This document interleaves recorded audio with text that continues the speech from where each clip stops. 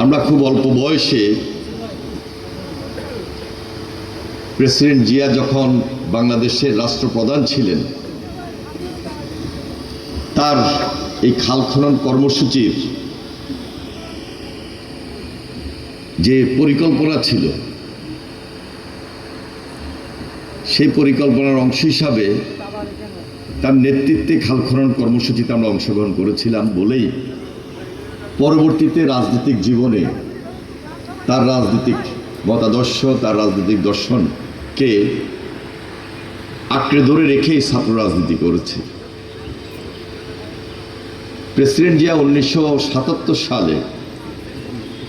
এই খাল খনন কর্মসূচি হাতে নিয়েছিলেন এবং 77, 78, 79, 80 এই যে 3.5-4 বছর তিনি ঠিকই করেছেন এবং সে সময় স্বেচ্ছাশ্রমের ভিত্তিতে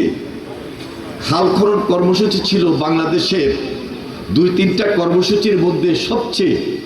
গুরুত্বপূর্ণ, জনবান্ধব এবং জনপ্রিয়। তিনি নিজে কোদাল হাতে খাল খনন নিজে করেছেন, সবাইকে উদ্বুদ্ধ করেছেন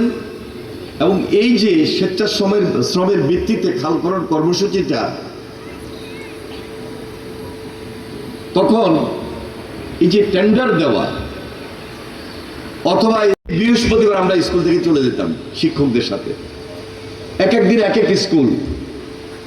এক এক সহযোগী অঙ্গ অথবা রাজনৈতিক কর্মীরা এভাবে চলে আসতেন।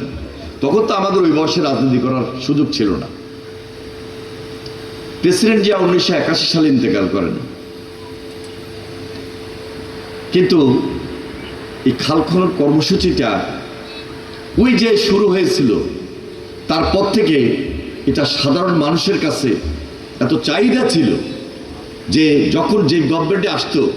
মানুষের স্লোগান ছিল, মানুষ